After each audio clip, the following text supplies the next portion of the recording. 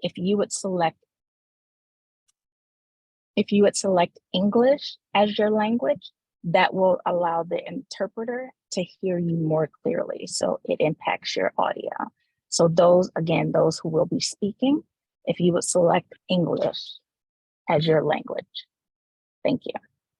Y bueno, otro asunto que no está mencionado aquí en las diapositivas es a los oradores o las personas que estarán interpretando del equipo de JLG, que por favor elijan también como su idioma el idioma inglés, porque también sería impactado su audio y para que las intérpretes puedan escucharle mejor también. If you require interpretation, please add an S to the end of your name.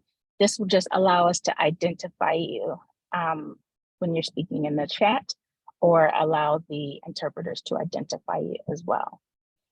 We want you to use the Zoom chat feature for comments and questions. And if you have technical issues, please use the chat box to assist you.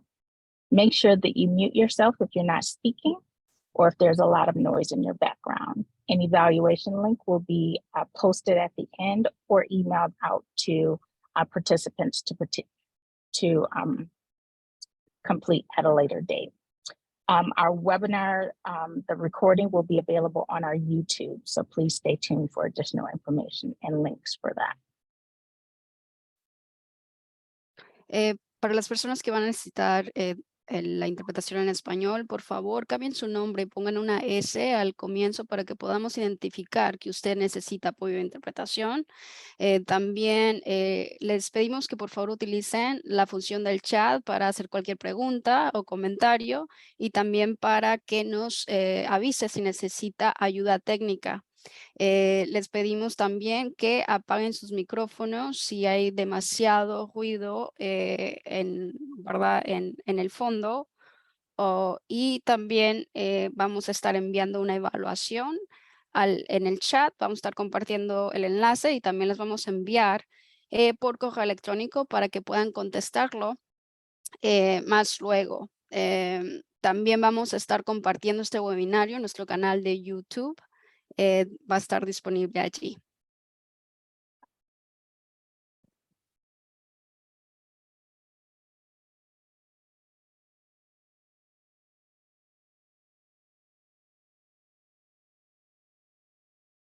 Thank you.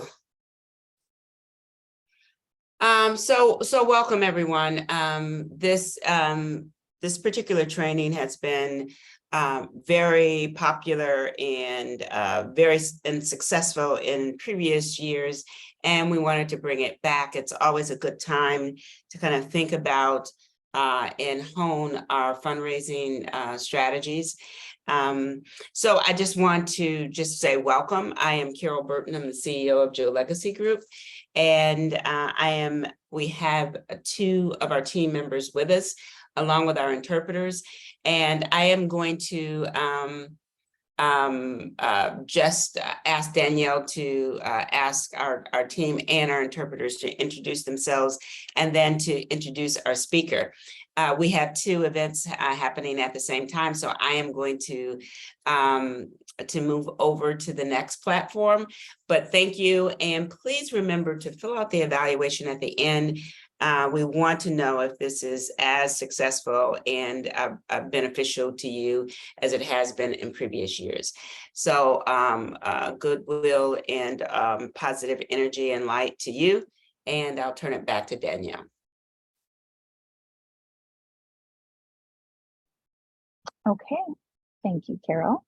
Well, I'm sorry I cannot be on camera this morning, but I am Danielle Motley-Lewis, and I'm an affiliate consultant with JLG Group and project manager. It's a pleasure to be here with you this morning. And I'll pass it over to my colleague, Katie.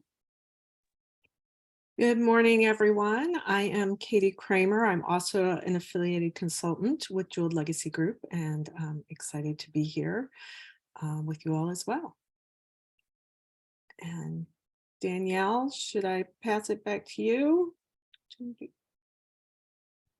Or Yeah, so I will bring up our our facilitator to the virtual stage, Dolores.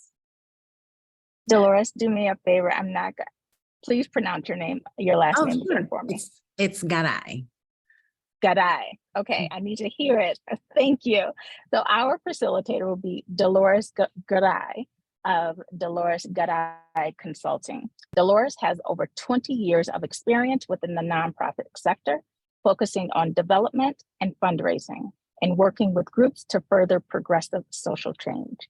She has worked with organizations across the issue spectrum, including education, health, youth, LGBTQIA, media, social justice, and philanthropic organizations. She has done extensive work in engaging donors of color and served on the advisory board of the creation of the Essentials in Diversity Giving curriculum, and is one on the editorial board of the Grassroots Fundraising Journal. Everyone, please join me in welcoming Dolores to our virtual stage. Thank you so much, Danielle and Katie, and our wonderful interpreters, Karina Ubia. My name is Dolores Garay, and I am a fundraising consultant, and I also have a day job. And my current day job is I am the membership director at the Donors of Color Network, which is a donor organizing group for high net worth donors of color who want to advance racial equity. So that's my current gig, which is very, very exciting. And perhaps in the future I'll be back and we'll talk more about that group and some of the ways that maybe we can connect.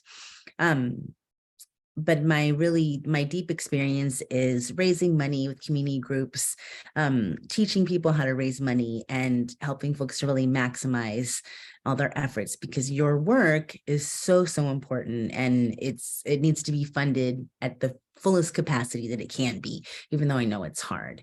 Okay, so this is going to be I have a more technical session than maybe than usual.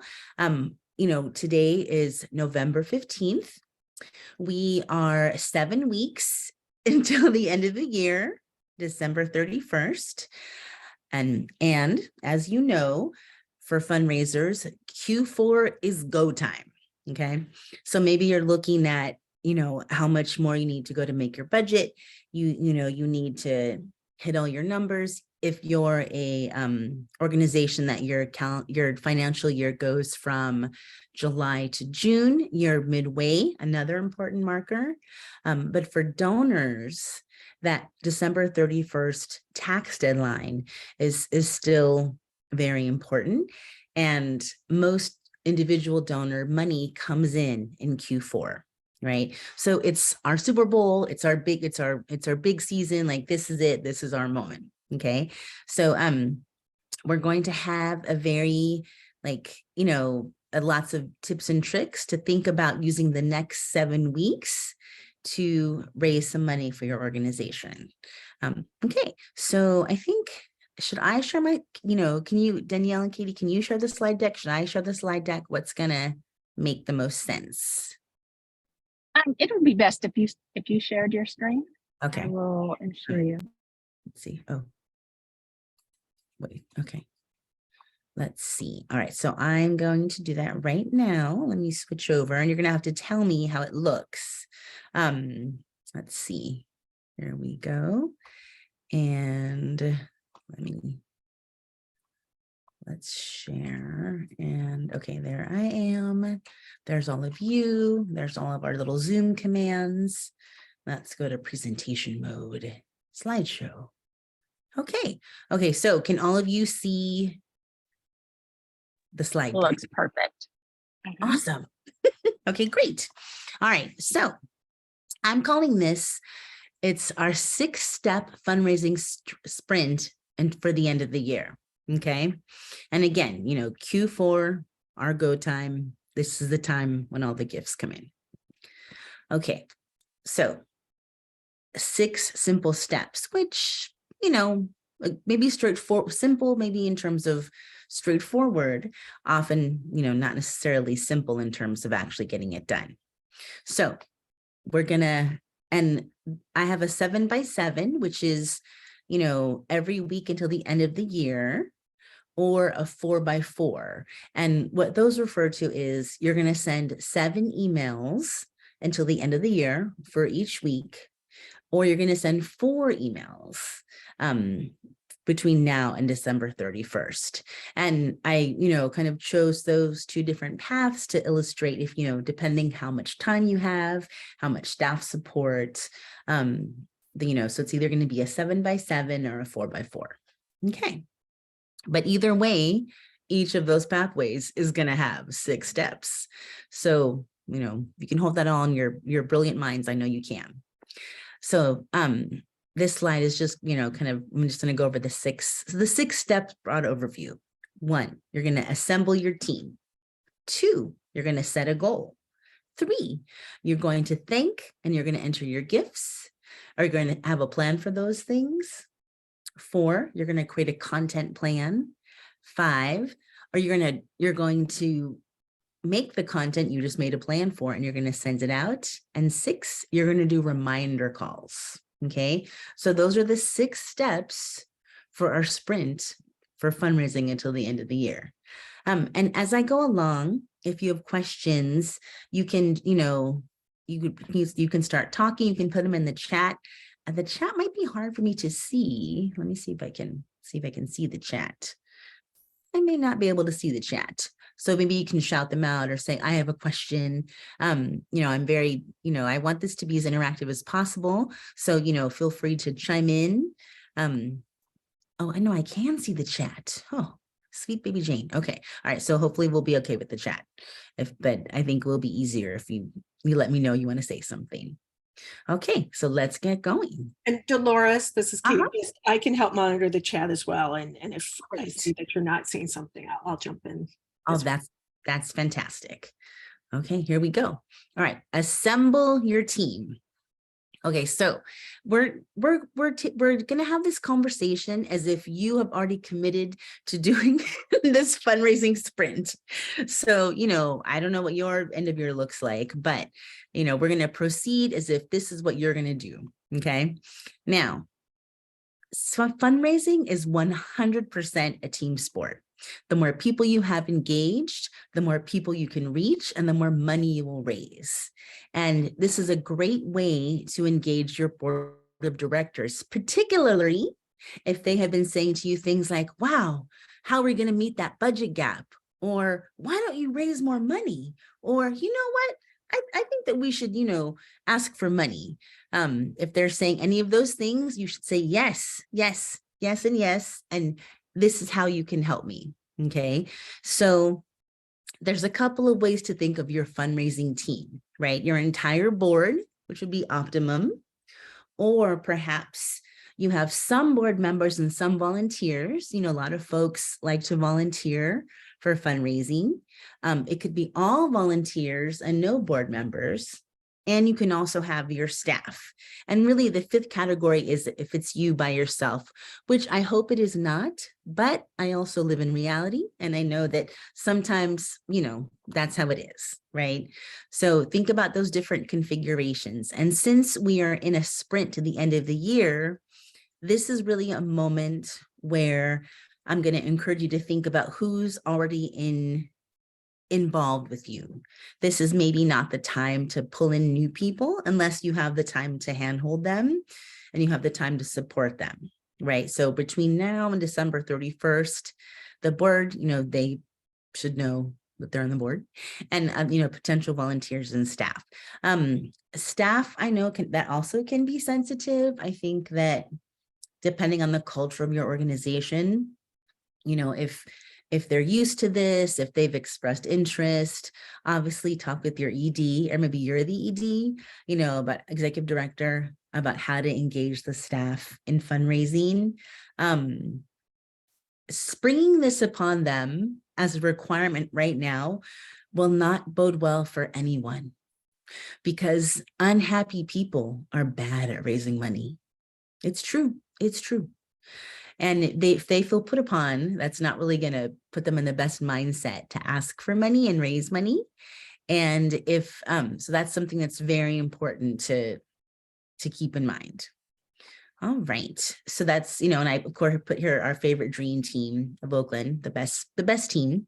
Okay. So why, what are the pros and cons of each kinds of these team configurations, right? So the board, it's just an important thing they should be doing anyway.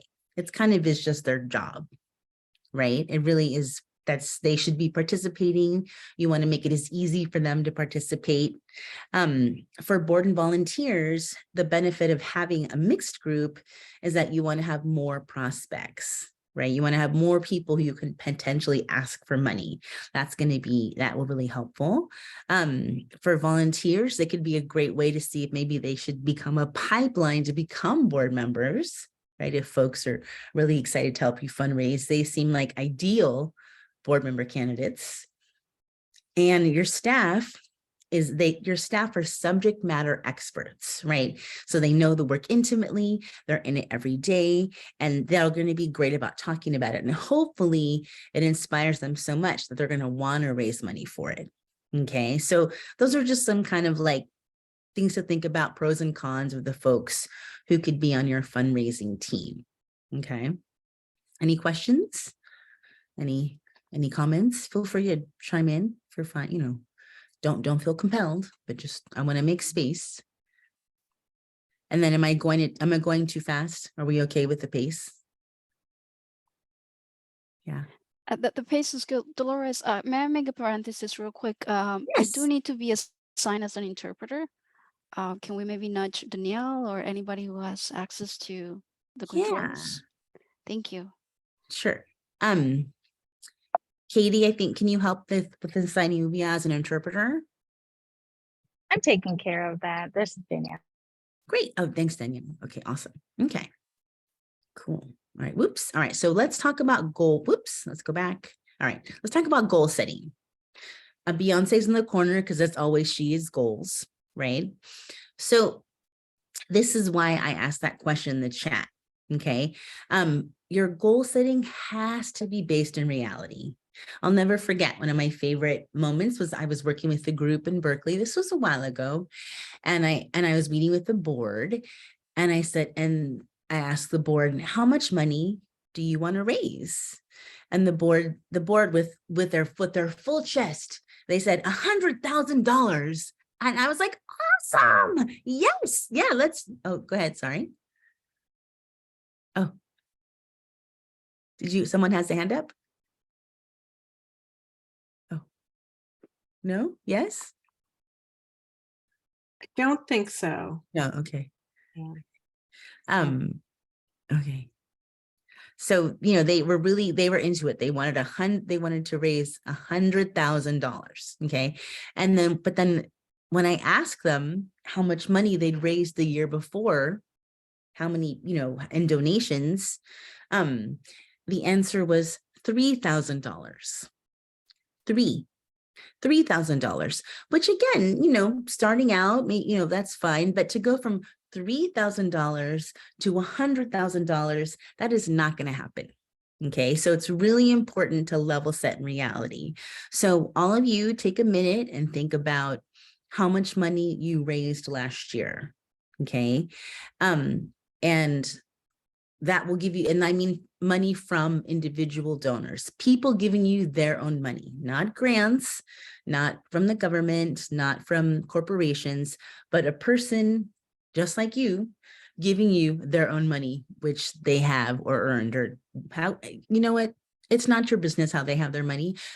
Your business is if they're going to give it to you or not. Okay. So that's how you base your goal. If you have never asked for money before, maybe you're starting out, maybe you've primarily been government funded, maybe you have, you're a new organization, right? You base your goal on how much money you yourself would give. So or your board. right? So if you think like, okay, I'm a brand new organization and I would feel comfortable giving $500, or I would feel comfortable giving $100 or $25, right? If you're going to lead a fundraising campaign and it's a new organization, you know, that amount has to come from your own giving or your board's giving, not, you know, not your board's giving in the sense of what you wish they would give, but your board giving and what they've actually given to your organization or are going to give now as a result of your new 6-week campaign, right? It has to be based concrete in reality. Okay. And then you want to create a gift chart. And I'm going to show you a gift chart. A gift chart is probably like the most boringest aspect of fundraising aside from data entry. But I love a gift chart because I love to know how much, you know, I love to see all the different parts of how many donors I need, you know, what our goal can be. So I think a gift chart, it's a wonderful tool. And, you know, after the session, you'll get a copy of these slides and there'll be a link to some different gift charts that you can utilize and, you know, in your hopefully everyday fundraising life. Once you have that gift chart, you want to make sure everyone who's going to help you with fundraising knows about that gift chart. And even if they're not going to help you with fundraising, but they are maybe your boss or your board or your colleague who doesn't think you do enough, you want to share this gift chart with them so they can see the full scope of what you have to do. Okay. All right. And having a clear amount means everyone will be aligned. You know, unlike my poor group in Berkeley who wanted to raise $100,000 and they'd only raised $3, everyone will be, you know, and they'll be right-minded and they'll be have a clear level of where you're at. So to kind of finish up that story with that group in Berkeley, I said to them, yeah, there's no way you're raising $100,000. They were surprised, I think, because they were paying me that I would be so direct, but I am not going to lie to somebody, you know. And one of the board members said, well, I think that we can. And I said, well, who do you know? Who do you know, my friend? Have you given that much money before? He had not. And I said, do you have the phone number of someone who could give that much money and who would to this organization? And he did not. So those are, if someone's, you know, again, so when people are clearly making claims of what they want to raise that are, you know, outlandish, and again, we don't want to dampen their enthusiasm, right? Fundraising is definitely a hope business. We're in the business of hope, but we're not in the business of ridiculousness. Okay, so you want to make sure that you're helping them level set. You know, and a great way to bring someone back to reality is to say, awesome, how much are you going to give? Because that amount can then help you set the level for the entire campaign. All right. Okay, whoops, sorry. Oh, come on, you thing. Sorry, my PowerPoint is not behaving. There we go. Okay, so this is a gift chart for $5,000. Okay, so I picked $5,000 because that is, you know, that's like a decent chunk of money. You know, and I would be happy if someone sent a check for $5,000. Wouldn't you be happy if someone sent you a check for $5,000? I'd be excited about it, right? And, you know, when you think about an amount of $5,000, most of the money is going to come from the top tier of gifts, right?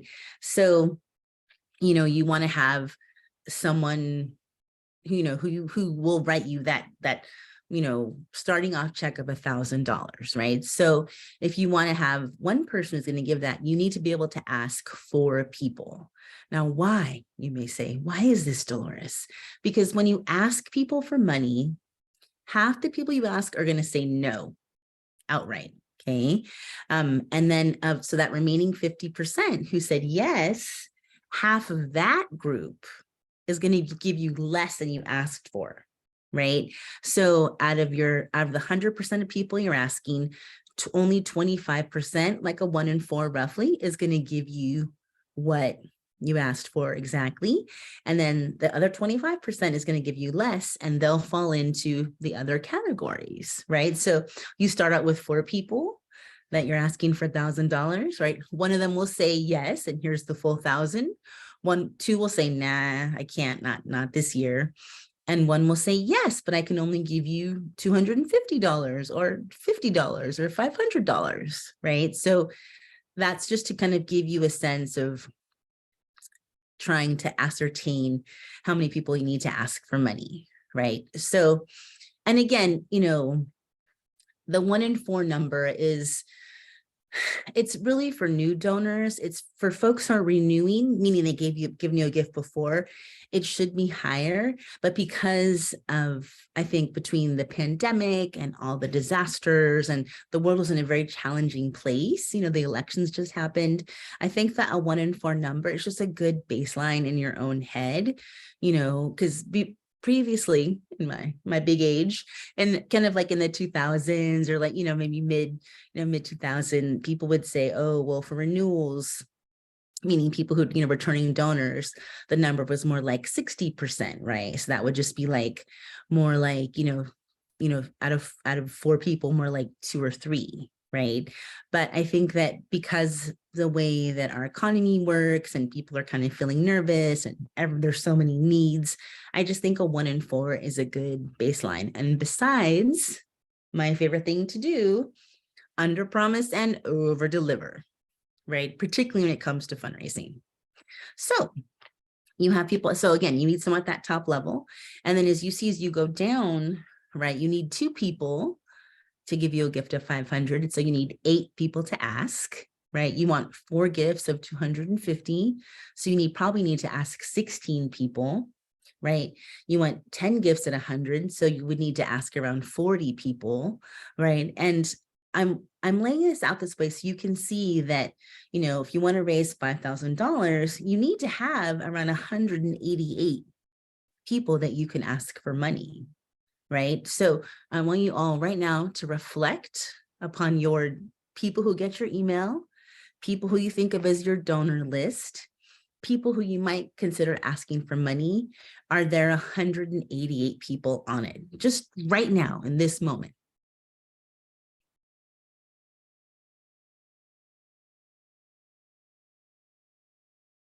You know, are there that many people in your database?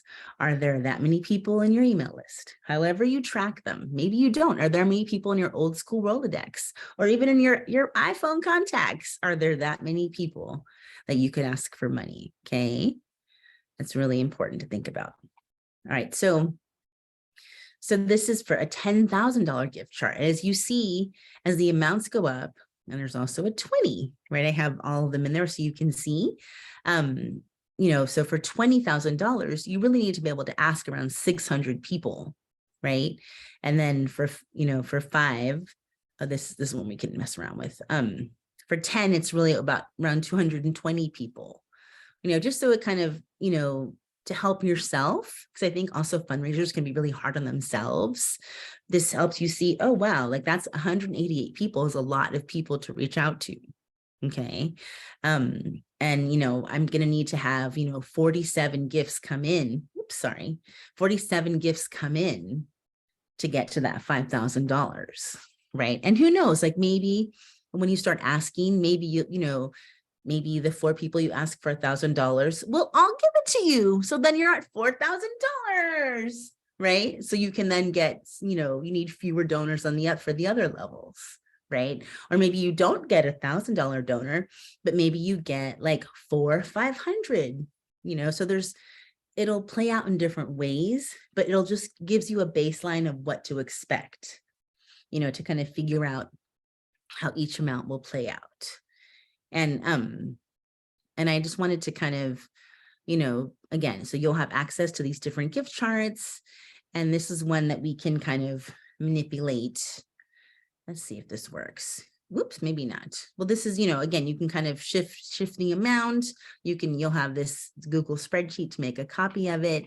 And it's something that you want to do that, you know, that should be kind of the second thing you do. Like first, you're going to decide, am I going to fundraise? Yes. 2, I need to make a gift chart, just to really have you get a sense of what your amount and your goal is. Okay. All right.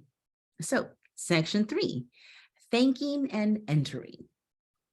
Now, this may seem strange and abstract, but it's actually very, very commonsensical, okay? By entering, I mean, who is going to receive that donation, right? Like if I were a donation flying through the air, coming to your organization, how would I get there, right? If I were a check, who, where does that check get sent? Who opens the envelope the check might come in? And who deposits in the bank and lets the fundraiser know that the check has come in? Just the same, if I were a credit card gift to be given online, do you have an online payment system? Do you have a link that people can make a donation? Okay, and if you do, awesome. But who's checking those accounts to see if that donation hits? Who is monitoring that? Are they doing it regularly? Who's keeping track, right? People want to give gifts of stock and wire transfer. Gifts of stock, like, do you have that set up? Do you have a brokerage account with someone? So when someone calls and says, hey, I want to make a gift of stock, you can give them your broker info, and then their broker can call your broker. You can get the stock, and then your broker ideally will sell it, immediately and then send you the cash, right? Some organizations do hold on to stock, but in general, fundraisers recommend that you really, liquidate it as quickly as you can, because managing a stock portfolio is very complex. I mean, maybe you have some financial wizards on your staff. I don't want to assume, but in general, the best thing is to sell the stock right away so you can have the proceeds, for this calendar year. And then a wire transfer or an ACH has become much more common as well. And, you'll need your bank's routing number, all that kind of info. You want to be able to have all that readily at hand. These are just kinds of things you want to have in place before you even begin to ask people for money. So that where the money, that someone's tracking the money, that it's going somewhere, that someone sends a gift, you'll get it. Okay. And I have a horror story for you. So my organization that I worked with a couple of years ago, they'd had a leadership transfer, and the old finance director lived in Brooklyn and the new finance director lived in Atlanta. Okay. So so of course, the finance director in Brooklyn had a post office box for the organization with the Brooklyn address. And when the new person came on and opened up their new post office box in Atlanta, they closed the one in Brooklyn. However, they neglected to change the address in different pieces of communication. So someone sent $100,000 check. This is a true story, to that old closed PO box in Brooklyn. Okay. So the person who sent this check didn't hear anything back from the organization. Where's that, about their $100,000? And they were surprised because they were also on the board of directors. And when they asked the executive director, hey, have you guys gotten my $100,000 check? You can imagine the response when folks were, very hurriedly and worriedly searching for where it might have gone, right? And what resulted is that donor had to cancel that check and write another one. Now, that donor was very forgiving because they were on the board. They were aware of the leadership transition. They understood the back end. But if you're not that close to someone, how are they going to feel? And what are they going to think about how you're taking care of their money? And thus, are you really fulfilling on the programmatic work you're supposed to do? Okay. So the entering question is really important, right? And thanking is also really important. And you really want to thank before you bank. Kim Klein, who's a very famous fundraiser, she always says, thank before you bank. And showing people that you, A, got their money, B, are appreciative of whatever amount it is, and C, they know this because you let them know, meaning you send them an email, a thank you card, a letter, whatever it is, you have to thank them, right? That is the number one biggest pain point for donors. It makes them very sad. It makes me very sad thinking about all the generous people who felt very sad that they didn't get their money, right? That's just like, they wonder, like, Just like that poor board member, where did my check go? Did anybody get it? Can anybody hear me? It's very sad, very sad. So to prevent that on the front end, you want to know who is going to thank them. And ideally, it'll be as quickly as possible, right? You know, in an ideal world, everything being perfect within 24 hours of receipt, right? I know that's not possible, you know, so at least 3 business days, right? Could you do 3 business days? That means you open up the mail on Monday and you see the check, and then you send them a thank you letter on Thursday. That's not too bad, right? That gives you some time to get some stuff done. Or if they're making a credit card donation, most credit card payment vendors online, they'll get an automatic response, which is great. But then you also should send them an additional email, you know, a more, you know, warm and fuzzy thank you email, you know, to let them know that not only did the computer get their money, but that you also, through that computer, saw that they sent money. Okay, really important. All right. Whoops. Okay. I'm gonna advance the slide unless there's a question. We're good? Okay. Okay. All right. So let's get into the meat of this 7-week plan, right? So you have your goal, be it 5,000, be it 10,000, you have a sense, you have a team, ideally, right? A team of folks helping you. And you know where the money's going to be and who's going to thank people. Now it's time to think about your content plan, okay? And think about it. One of the things I think can trip people up when they're, you know, writing emails or letters, and I'm orienting this towards email requests. If you want to do letter requests, I stand behind you and support you firmly, which I think, and mail, regular, old school, regular snail mail, people still respond to that, right? Particularly, you know, generationally older folks, you know, middle-aged to older folks, definitely. But if you're doing an email only campaign, also awesome, right? It really depends on kind of your audience and your bandwidth, okay? So for this series of emails, your first email will be, it will not be an ask. It will be an email to the person, maybe telling them about some recent wins of your organization. It could be a recap of 2022. It could be just a really juicy story, you know, a very recent story, or an even older story, or anything that conveys that your organization is doing what it says it's doing and is succeeding, right? And that email needs to go out before Thanksgiving, right? So you got this week and next week to make that happen, okay? And it can be short, right? And it can just say like, hey, like, this is how our year's been going. We just want to let you know about, you know, it's essentially kind of like, remember me, I do great work. And I just wanted you to know, I wanted you to remember, right? As we go into this last stretch of the year. You can also let them know, hey, after this email, we're going to be sending a series of emails asking for money. We hope that you understand that, and we hope you find the emails interesting, right? So you want to make sure, you want to prime them. The more you can communicate directly with folks and tell them what's going to happen, the more they're going to respond and be engaged with your work, right? That mean they're not going to be as mad, right? So that first email should go out like this week or next week. Really should just be, hey, this is what we're up to. Maybe you have a really great newsletter you can forward. Maybe you have, because it can be something you already sent out, right? If you're really pressed for time and you're not sure, you can create something new.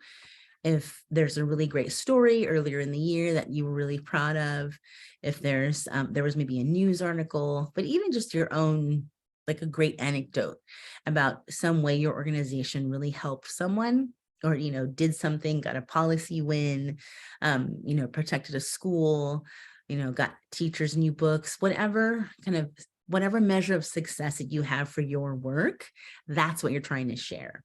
Because you're trying to impress upon this person that, A, you remember who they are, yeah, because you do, and you care, and that you are sharing some great news about your work. Okay. Now, your next email number 2, is going to go out on Giving Tuesday. Now, Giving Tuesday is the Tuesday after Thanksgiving. It is a 100% made up thing, right? But the nonprofit sector has embraced it, right? There's a whole organization around Giving Tuesday. You can go to the Giving Tuesday website and download content and graphics and email suggestions and hashtags and any sorts of things. So it is in people's minds, right? Giving Tuesday is a thing now, which is great. Like, let's capitalize. And people are going to be getting a lot of fundraising emails on Giving Tuesday. I think that's okay, because it just puts them in the mind, like, oh yeah, groups have needs, groups need money, and I should give different groups money, right? Is that going to determine who they give to? Not necessarily, but sending an email on Giving Tuesday, acknowledging it's Giving Tuesday, and asking them to give you money, totally normal, totally expected, right? You want to educate your audience and, you know, kind of prepare them for what's coming, right? So that's an email you want to send. And then you can also send an email kind of mid-December, right? And that could be maybe like holiday themed, depending on what holiday or culture you want to emphasize. It could be solstice themed, you know, whatever floats your boat, right? Whatever makes your audience happy, whatever connects with them. Maybe it's, you know, if it's an education one, it's like school is out for the year, right? Or any kind of little time-bound hook that can help folks is a great thing to send. And then your last email in this 4x4 series will go out on 12/31, New Year's Eve, right? So emails 2, 3, and 4, all asks. And when I say ask, I mean, they say, will you send a donation to my organization? Ideally, will you send a donation of X amount? Will you send a donation of $100 to my organization? Will you send a donation of $50, $25, $500, whatever amount works for that person who's going to receive it? You know, you want to state that clearly. So it's a clear, direct ask. Your first email doesn't have a direct ask, but any email you send from your organization should have a donate button or a click here to donate, right? That does not count as an ask. That's a soft ask, because an ask is when you say the words, please give a donation to my group, right? So again, the first one is, you know, it's informational, it's prime, but it doesn't mean you take out the donate button or the link, right? You just don't, that's kind of at the bottom with the other, you know, subscribe info and whatnot. But in emails 2, 3, and 4, it says, give a gift, you know, please give a gift, please give now, please donate today. It's just crystal clear, as direct in your face as you can get, okay? Now, perhaps you are very ambitious, or you have quite a bit of money to raise, or you have a big team and you're going to do 7 emails, okay? So kind of as I walked you through earlier, right? This 7x7 means you're sending an email out every week, starting this week or next week, right? Until the end of the year. And, you know, each email, you can even, if you have the kind of email program where you can like pre-schedule them, you can have them go out on the same day of every week at the same time, like for a little bit of fun consistency. You can mix it up however you want to do it, but you're sending out an email a week until the end of the year. If you have the bandwidth and capacity, I highly recommend doing this. I highly recommend doing this. I think people, you know, people will complain like, oh, I'm so tired of getting fundraising emails or all those texts on the Democratic Party, or complaining, but it works. It works. Okay. If you're on social media at all, or you ever watch a TV or even a streamer, or you're ever walking around in the world, advertising is consistently out there and consistently repetitive. And, you know, advertising is very effective. You know why? Because they send someone something 7 times. Okay. They don't give up. If they don't get a sale, they keep going. So repetition, again, not the same exact thing. You can't send the same email 7 times. Okay. I will say that there's limits. Okay. There's limits. you want to mix it up, but you do want to regularly send folks direct asks for money, because you're also training them to expect that from you, thus attempting to, shift their behavior or engage their behavior. Right. So if you have the bandwidth, again, if you were like at wit's end and you have too many grant reports and you're going crazy, I totally get it. Right. Fourth quarter, brutal time. But if you can carve out some portion of your brain, if you have folks at or staff on your board who are going to help you, sending a weekly email it's really going to increase the number of donations you get at end of year. Okay. I know it's hard. I know. Okay. All right. So let's think about what's going to be in the email. Okay. So this is people often get very artisanal about their emails. And maybe you have people on your staff who have creative writing degrees, or maybe they're poets or they're novelists. And that is awesome. And I love them and I support that. But this is not what this is. Okay. This is emotional marketing emails, and they're going to be slightly repetitive, relatively simple. And the goal of every single email, except for the first one, is to ask for money. Okay. So if the barrier to you sending these emails is that writing them seems too onerous, I have a little Mad Lib we'll get to in a couple slides, but I want you to step away from, you're not or maybe you are a poet. Again, beautiful. Keep that in your poet life. Fundraising is not about that. Fundraising is about having a clear message and a clear action moment, which is to give. Okay. So each email should really be about these specific things. Whoops, excuse me. So sorry. It should be about, there's a problem that my organization is solving or trying to solve or being effective at, right? There's a problem, there's people who are having the problem, and we are the solution, okay? And I think that this is also not the time to be humble, okay? This is not, again, you don't want to act like you're solving homelessness if you are not, right? But you are providing effective services to many people who are unhoused, right? You want to lean into your success, lean into your impact. And houselessness is a big problem, and people who are unhoused need support. And if you are helping them, you need to say that out, straight out, with pride, with excitement, right? That way other people feel that excitement about the incredible work you're doing, right? There has to be a clear ask. And you have to use the words, will you donate today? Ideally, you tell them an amount too, but we'll get to that in a bit. But will you give a gift today? Will you donate right now? Will you send a gift? Will you make a donation? Will you donate money, right? Will you provide a financial gift, right? However you want to phrase it, it has to be crystal clear, okay?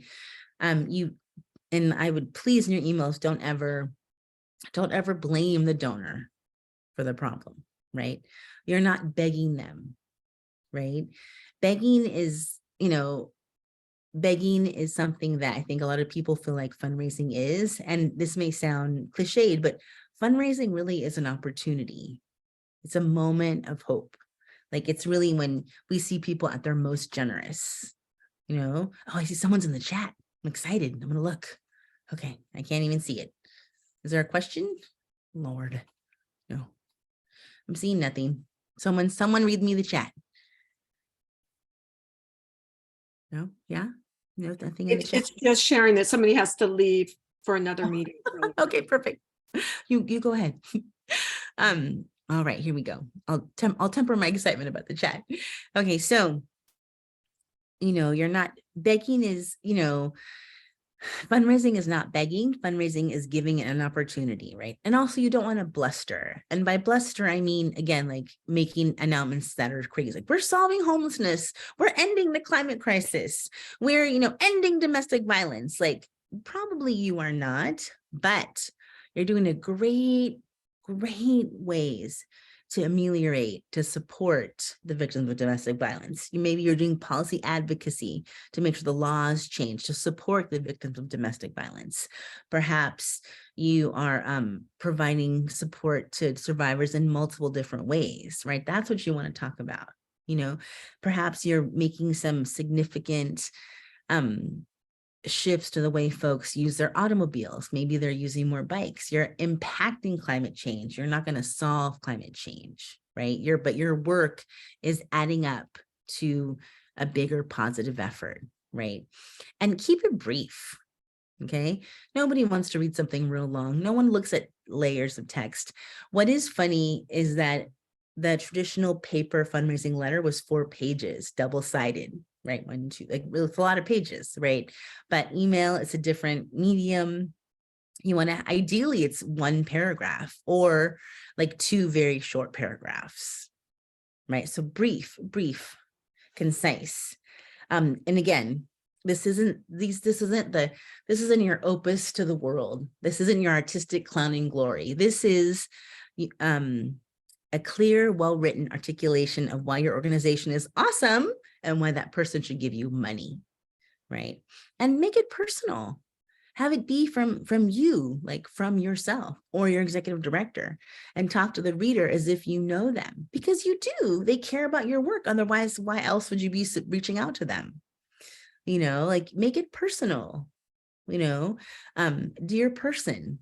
I'm saying hello and want to talk about my work, right? You don't be afraid to use that kind of I language, like an actual real live person wrote it, which you are, believe it or not. And you want it to be compelling about why their gift matters, right? With their help, you can do X, Y, Z. With their gift, you can do ABC. With their gift, you can, move mountains, build schools, provide books, provide, sanitation and personal hygiene kits. You can fight for, policy advocacy at City Hall.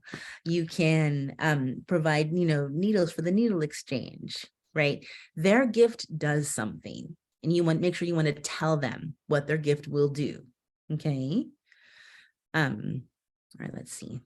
Let's keep going. Okay. Any questions? Any comments? Well, we have a quick moment. Oh, all right. Okay. Let's see. Looks like we're good. Okay. So this is just a little, this may seem silly. I don't know if you were a kid, you had a Mad Lib where you had to fill in a sheet of paper where you had to fill in different parts of speech, right? So this is kind of based on that, right? And it's to help you just kind of get going, right? So again, dear person, I hope you were doing well. I have a story about something that happened, a client, a policy win, right? So I have a story about something. My org, insert the name of your org, helps whoever you help by doing whatever you do, right?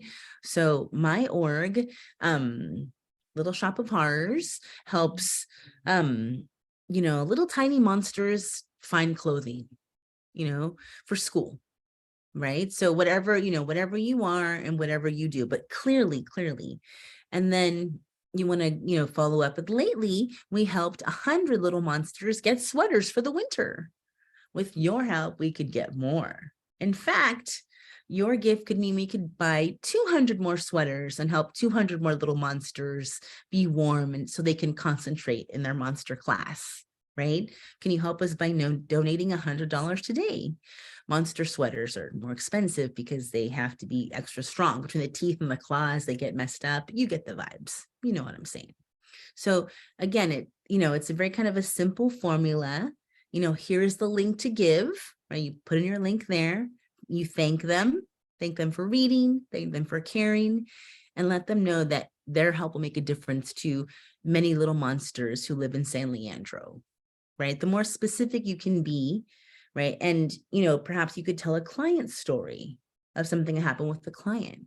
You could tell a story of where your work really made an impact. It doesn't need to be that complicated, as long as it really just conveys, you know, what you do, and you let the donor know that with their help, you can do more of it, right? That's really the goal of these sorts of messages. And I really, really encourage you to just, you know, you could write this in your sleep. You are an expert. You know your work better than anyone else, right? I know you can. And so I don't want you to, you know, if there's a reason why you work at your organization, right? You believe in what they do and it matters to you a lot. So you just want to share that with folks and then ask them to give. So it's those two things.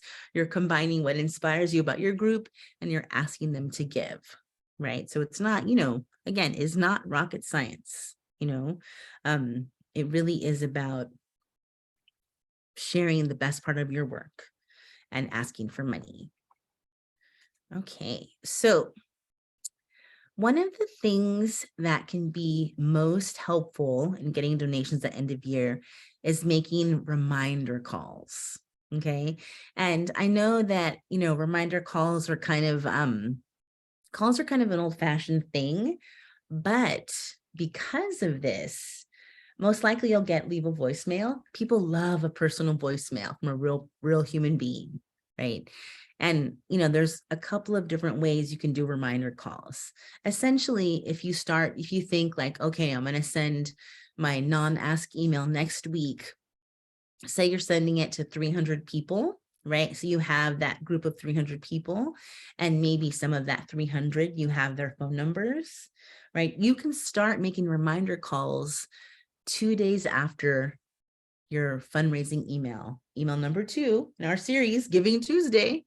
You can send that out, right? So you could send out your ask email on Giving Tuesday, November 28th, and then on November 30th, start making follow-up calls. And ideally, something that you guys could do all as a group, like maybe all your team, you can do like a call-a-thon, right? Maybe some of you did that during the election, right? You did voter outreach, right? Where everyone's on a Zoom and you're getting trained to make calls, then you call. You can do it at work with some staff colleagues, you know, volunteers can do it. You know, whatever configuration of folks you can hoodwink into helping you, have them help you do it. It could be just you, right? Which can be kind of sad, but easy to schedule. It's just you, you know, whenever you can. You could break it up, maybe, you know, maybe make like 5 calls on the 30th and 5 more calls on the 1st, or, you know, just so you're trying to get through that whole number of people who get those ask emails. And you can text people, but you really have to know them like that. Like, are they going to know your number? Are they going to respond? Can you put, you know, do you have the capability to put your giving link in a text? Again, like, I caution against texting unless you know them like that. Or maybe if texting is part of your organization's culture, like with its outreach, then, you know, sure. But I think, you know, I know a call is old fashioned. I know, God forbid, someone actually might answer, but you can do it. You do it every day. Pretend it's a Zoom, but you can't see them. That's a call. I know. See, look at you. This could be a call right now. If I turned off my camera, it would be a call. I know, crazy. So all of you can call, everyone can call. And part of the resources I'll send after the fact will be some sample call scripts. Okay. And then but again, so you can text. People always ask, what about text? Yes, that's fine if you know them like that and you know they're going to respond. All right. Okay. Now, this slide addresses the often unfortunate reality that you are a one-man band or a one-person band, right? It's just you, your laptop, and the world, right? That's real. So yes, you can do all of it, right? I know you're a wonder person. You can write the emails, you can send them, you can proofread, you can design, you can do all the things. You can do the data entry, you can do the bank deposits, you can clean the chimney, you can do it all. I know you can. You can make the calls, but if this is true and this is you, this should be the only thing you're doing for the next 6 weeks. Right? Don't also be planning the holiday party. Don't also be doing all the other things. Like, this is not the moment to, like, you do not want to overload yourself. Right? So if if both you and your organization agree that you are the only person who can do any of these things and must do all of them, you cannot do anything else. Okay? Because again, an angry and resentful fundraiser is not an effective fundraiser. Okay. So this is something I have to emphasize, right? Because who knows, like you're thinking like, oh, she's crazy. No one's going to help me. She's going to be me by myself, all by myself. That's fine. But this is all you're going to do. Okay. Because that will give you the time and space to have like an excited and positive outlook versus being like, I hate all these people. Get me out of here. Nobody understands or supports me. Okay. So you also have to be honest with yourself and your own boundaries. Okay. So you can do it on your own. Like it has been done. I've done it. I bet you have too. Lots of people have done this all by themselves, but it has to be the only thing until the end of the year that your primary focus, most important, top of mind. Okay. So that's my little soapbox moment, but you can take the slide to your boss if they're being difficult. You can try it. You never know. Let's see. Oops, let's advance. Okay. So again, back to the different, this is like a super concrete timeline. Like I like literally wrote down every single step for you. This is it. Print this out, put it on your thing or look at it. You can check it out, whatever works for you, right? This is the timeline. Right? So let's just go over it really quickly. This is for, again, if you're sending 4 emails, totally respectable, 100% support you, that's great if that's where you're at, right? So again, like this week and next week, you're getting the plan, you're sending your email, you're setting your goals, right? And then you're following in the week of the 28th is when you write email 2, that's Giving Tuesday. That's when you send it that week, and then the week of December 12 to 15, that could be email 3, also an ask. And then on New Year's Eve, the final email. And as soon as you send email 2, you can start making reminder calls. And that is gonna get you the most money if you do an email and you also call just to remind them. Often leaving a message, not scary. It's not scary to leave a message, right? You probably won't have to talk to anybody at all. So that's, so again, that's kind of that straightforward timeline. It does get a little more hectic if you're doing, weekly, the 7x7 path, right? I kind of laid it all out here again, starting from this week, next week, right? And every week of all the emails, right? And this one has 2 pages because it's many, many items, right? But you literally you could just, share this with your team. You could literally check it off each week, so it's, should be straightforward as possible. Let's see. Yeah, there's that, the part 2 of that timeline. And I also added on this timeline, what you do after January. And, so you're geared up, you spent the next 6 weeks raising money. In January, having a thankathon is something that even the most reluctant board member can't resist doing, because making thank you calls and sending thank you emails is super fun. Who doesn't want to be thanked? No one ever said, how dare you thank me again? Or why are you thanking me? Showing such gratitude, said nobody ever. Everyone loves being appreciated. So January, that could be your thanking month, right? You have that whole month to thank people who gave you money in December. Okay. And I threw on February too, because a very easy thing in February is to send little love notes via work appropriate, via email, right? Like little Valentines, like we love you for giving to us because we, you support the work that we do, right? It's always nice to get some appreciation. So I threw that in just as kind of like, if you have some time, if, you wanted to think about, now through the end of the year, because the thing about fundraising is 98% planning and 2% asking, right? So the more you can plan, the more you can get ahead of the time, the better position you'll be in and the more money you will raise. Okay. So that's kind of I want to take a little pause because I have talked a lot, and to see if anyone has any questions or needs clarification about anything. you know, anything that kind of emerges for folks about, we've talked about this, you know, this fundraising sprint to the end of the year.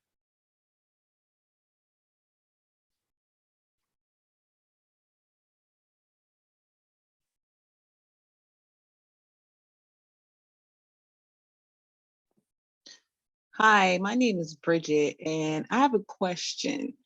Is this the same workshop that you'll be doing from 2 to 3:30?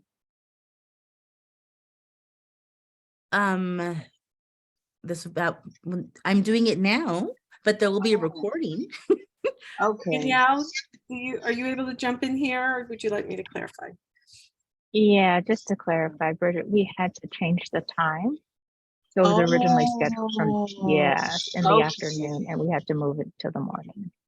Okay, so I just happened to jump on. I'm looking for the Zoom so that I would know. Okay, and I it just so happens I was able to get on now. So, all right. So there'll be a recording of this that we can listen to. Absolutely. Okay, thank you. Yeah, and it'll include the slides and then some other resources as well. Okay, good. So are you guys going to email that out to us, or? Yes, it'll be sent via email Okay, thank once you. it's uploaded to you. Okay, thank you so much.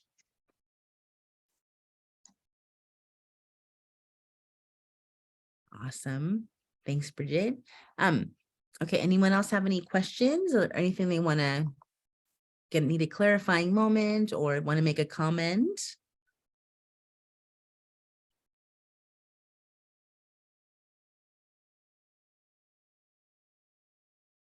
I know it's early. You know, there's a lot of information. I know it's a lot. Dolores, yes, I think it's that's what we're hearing. I mean, I think you're giving so much really deep and detailed information, which is, I think, fantastic. And folks will probably want to absorb it and indeed, you know, see the recording and share it so they can kind of work through it. So I guess that's what we're hearing, because it's just everything you've been saying is so rich and indeed deep. Thanks. Well, that's pretty much what I had. You know, I think like if there's we can, you'll get all these slides and all the info. If there's anything else that folks, I don't know if there's anything else you wanted me to talk about, Danielle or Katie. That would be helpful to the audience.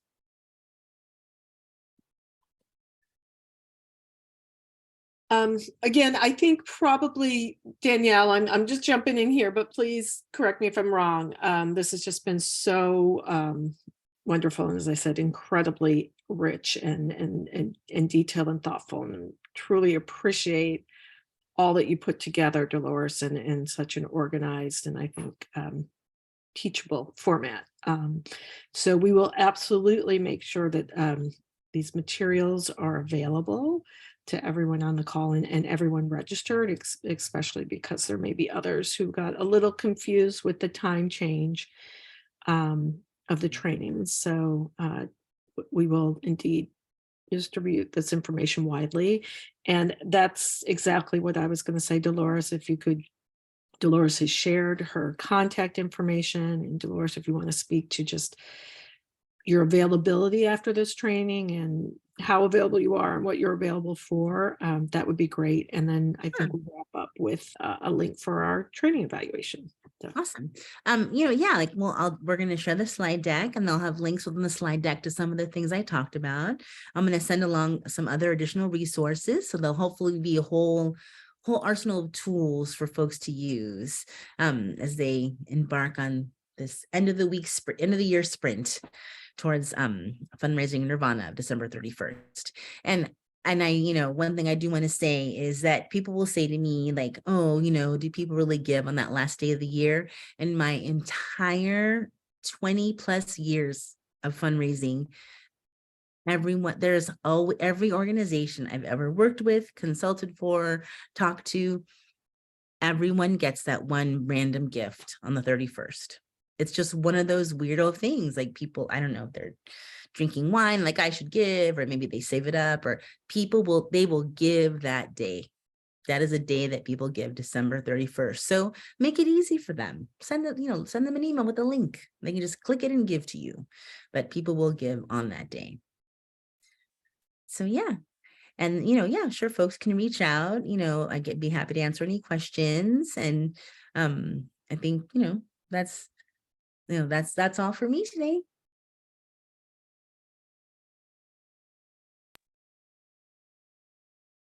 And thank you again, Dolores. Again, so appreciative. And indeed, we will send out the whole suite. Anything, I'm sure whatever Dolores provides for us will be incredibly valuable, and we'll make sure to pass that on to everyone again who attended and those who are registered. I think I'm seeing Danielle now, so I'll turn it back over to our fearless leader. You were doing so well. Carry on. No, thank you, Katie. No, you were just about to say that we will follow up with an email with the link to the recording. It will need to be uploaded to YouTube first, but we'll definitely get that out. And we're so sorry about that, Bridget, for the confusion around the time. But we're glad that you were able to join us on the latter end. I am too. I know this was just great from the beginning. I was like, wow, the information that I did get, it was like incredible. What is your YouTube channel? It's new to me, so I promise okay. I'll email you. Okay, all right. So I will send all of the information via email. Okay, thank you. So you do have my email address then, right? Yes, if you've registered for this in order to get into the Zoom meeting, well, that has your contact information. I registered last week, and because I could not find the Zoom time for today, I re-registered again, and then that's how I was able to pop on. Oh, wow. Yeah. Okay. I'm going to have to send out calendar invites because I've received some other similar messages where folks, couldn't find it. So, again, glad you were able to join us. Right. And sorry I'm not on camera, but because I thought it was later. I am not camera presentable right now. Not a problem whatsoever. All Any right. questions before we part? All right. Well, thank you to everyone that joined us. We hope you found this incredibly helpful. She has Miss Dolores has a part 1 training that she did earlier in the year called Making the Ask. That was incredibly beneficial for everyone that joined. I'll see if we can make that one available as well as a resource. So. Oh yeah, awesome. All right. And Danielle as well. Yeah. Go ahead, Dolores. I'm sorry. Oh no, I was just gonna say that share the resources for that training as well. Like there were other little attachments and handouts and stuff. Yeah, for sure. And I want to thank our lovely interpreters. Hopefully I wasn't speaking too quickly. I hope I was speaking in a measured way. But I would thank all of you and everyone at Jewel Legacy Group so much. And I just want to point out as a good evaluator, just that we have put links to the evaluation for this workshop in, and I think hopefully a working QR code for folks who want to just grab it and go. But please do spend a few minutes filling out our evaluation. We would love that, especially if you do find this incredibly valuable as I did, so that we can share the results with our funding partners, so that we can bring Dolores back over and over for all of you. So that's our ask. Our Sprint ask is just to spend 3-4 minutes filling out our evaluation. Thank you. All right. Thank you so much.